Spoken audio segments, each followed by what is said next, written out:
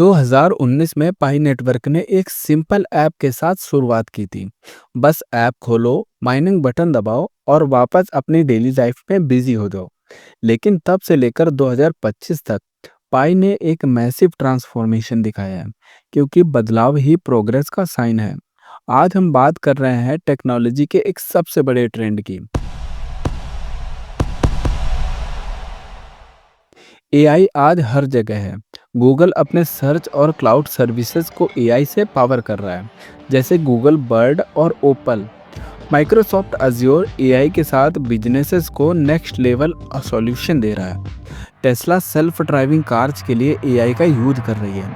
Amazon, Alexa और ware house automation में AI डाल रहे हैं।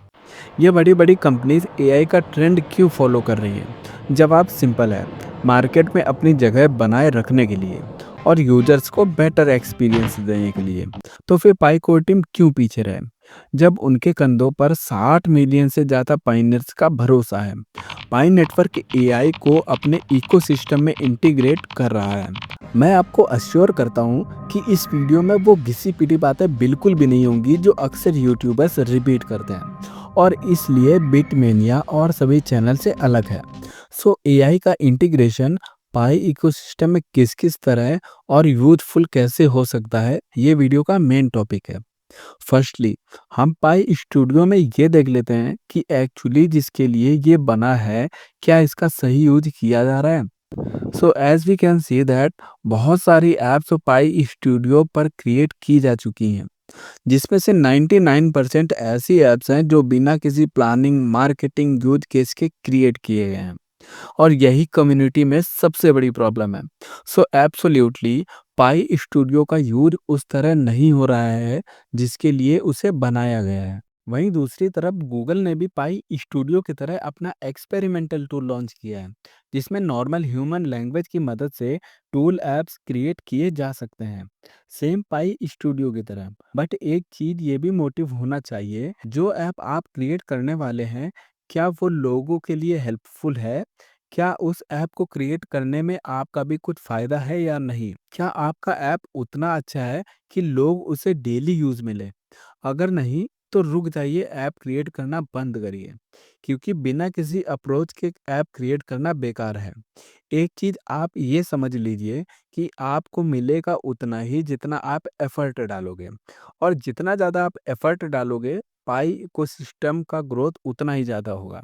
सो जो पॉइंट्स मैंने अभी आपको बताए हैं कि आप एआई का यूज़ करके उसे और इन्हेंस कर सकते हैं और नए-नए आइडियाज़ के साथ ऐप क्रिएट करना सीख सकते हैं। नाउ इस तरह आप पाई स्टूडियो का यूज़ करिए।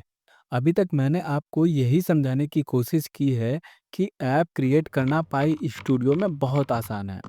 बट एक प्रोफेशनल ऐप क्रिएट करने में एफर्ट, लॉजिक, प्लानिंग, सही अप्रोच और टाइम लगता है। सो 10 ऐप क्रिएट करने से अच्छा है एक ऐप पर फोकस करिए और प्लानिंग, एफर्ट और समय दीजिए। आप ज़रूर एक अच्छा ऐप क्रिएट कर लेंगे। जैसा कि हमें पाई हैकेथॉन वाले अपडेट में भी देखने को मिला, कोर टीम को इसकी चिंता बिल्कुल भी नहीं है कि पाई की करंट कीमत 30 सेंट है या फिर $1। कोर टीम का पूरा फोकस है पाई इकोसिस्टम पर, और इसी वजह से पाई कोर टीम ने हैकेथॉन 25 को स्पेशल बनाया है।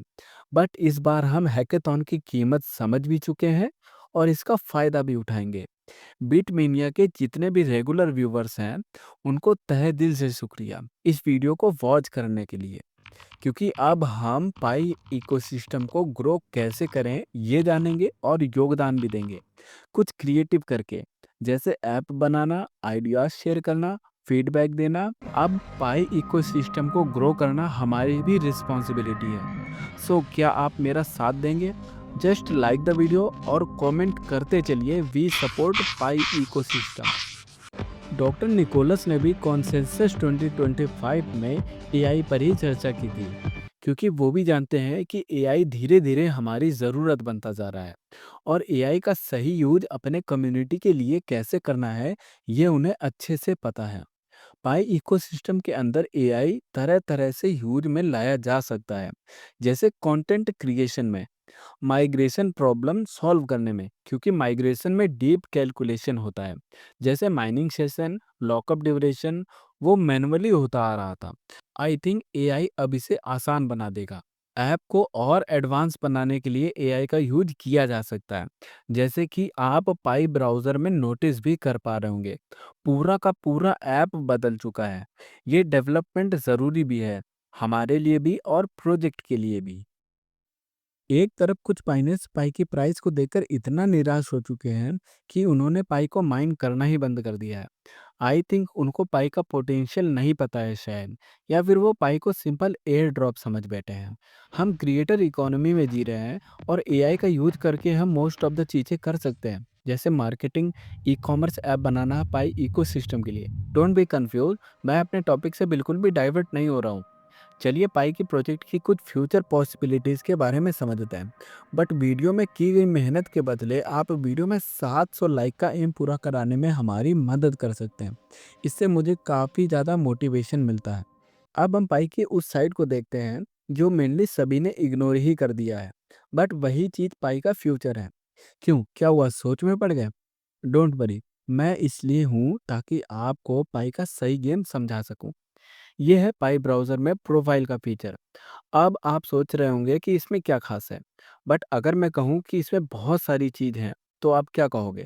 चलिए मैं आपको अच्छे से बताता हूँ। ये प्रोफाइल का ऑप्शन, अगर हम ध्यान से देखेंगे तो इसमें हमें फॉलोवर्स का ऑप्शन देखने को मिलता है। फ्रेंड्स ऐड कर सकते हैं, सेम उसी तरह जिस तरह फेसबुक, इंस्टाग्राम में। मगर स्पेशल थिंग नोटिस करने वाली ये है कि हम एज़ अ इन्फ्लुएंसर इसमें काम कर सकते हैं। क्योंकि यहाँ हमें YouTube, Insta, TikTok ID add करने का ऑप्शन भी मिलता है, अगर आप क्रिएटर हैं तो। बट सोचने वाली बात यह है कि पाई को टीम को ये सब करके मिलेगा क्या?